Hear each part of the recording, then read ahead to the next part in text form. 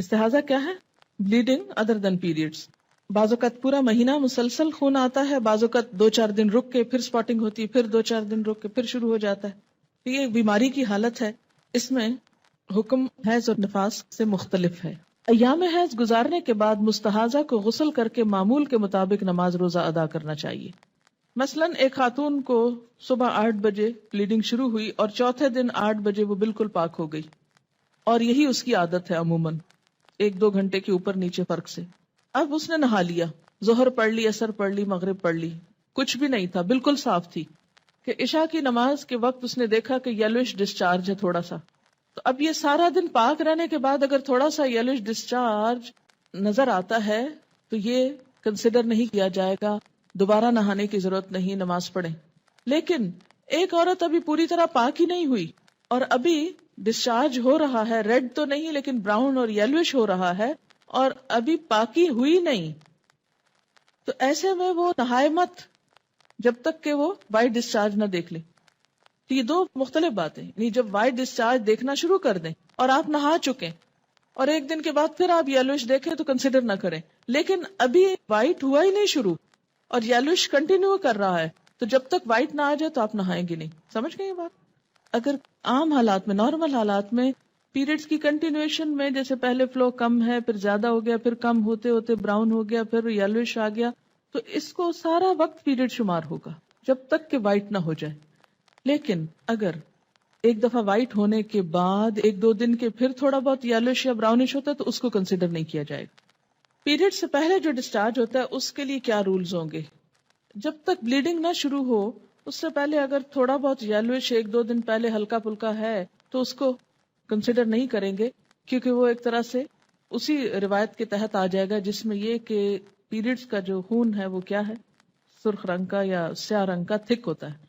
لیکن اگر مثلا اس میں 2-3 گھنٹے کا فرق ہے، تھوڑا سا ڈسچارج شروع ہو گیا پھر اس کے بعد ریڈش شروع ہوا تو وہ ڈسچارج بھی پیریڈ میں کنسیڈر ہوگا.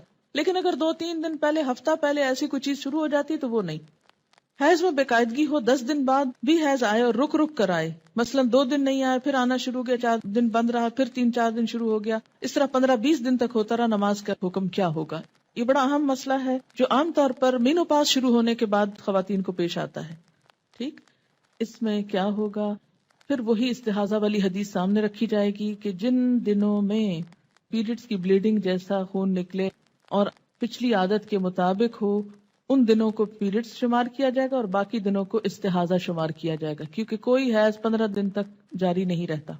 جس خاتون کے ایام حیض معلوم نہ ہو اور جس کے حیض اور استحاضہ کے خون میں رنگ کا فرق بھی نہ پایا جاتا، اسے پہلی دفعہ حیض کے دنوں کو سامنے رکھتے ہوئے ہر مہینے کے اس دن سے حیض کی ابتدا شمار کرنا چاہیے جس دن پہلی مرتبہ حیض آیا تھا. مثلا کسی خاتون کو پہلی دفعہ مہینے کے 7ویں دن حیض آنا شروع ہوا تو اسے حیض اور استحاضہ میں فرق کرنے کے لیے 7ویں دن سے حیض کے احکام پر عمل شروع کرنا چاہیے. مذکورہ مستحاضہ کو اپنے جیسی خواتین، اپنے ملک، علاقے، عمر، اپنے جتنے بچوں والی خواتین کی عادت کو سامنے رکھتے ہوئے مدت حیض کا تعین 6 یا 7 دن شمار کرنے کے بعد استحاضہ کے حکم پر عمل کرنا چاہیے. یعنی پھر دوسری پاس والی خاندان کی رشتہ دار عورتوں کی عادت کو دیکھا جائے گا جس کو پہلی دفعہ سے یہ بیماری شروع ہوئی ہو.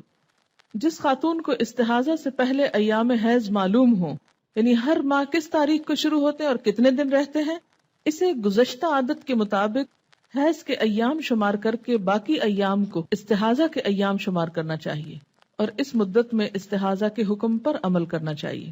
جس خاتون کو استحاضہ سے پہلے حیض کے ایام معلوم نہ ہو، یعنی حیض میں بے قاعدگی رہی ہو، کبھی جلدی کبھی دیر سے آتے ہوں یا کبھی 5 دن کبھی 8-9 دن ہو، اسے حیض اور استحاضہ کے خون کے رنگ میں فرق دیکھ کر حیض اور استحاضہ کے احکام پر عمل کرنا چاہیے. مستحاضہ کو ہر نماز کے لیے نیا وضو کرنا چاہیے، یہ اہم بات ہے.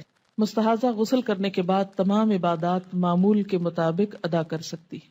حضرت عائشہ رضی اللہ تعالی عنہا فرماتی ہیں کہ نبی اکرم صلی اللہ علیہ وسلم کے ساتھ آپ کی ایک زوجہ حالت استحاضہ کے باوجود اعتکاف کیا کرتی تھی.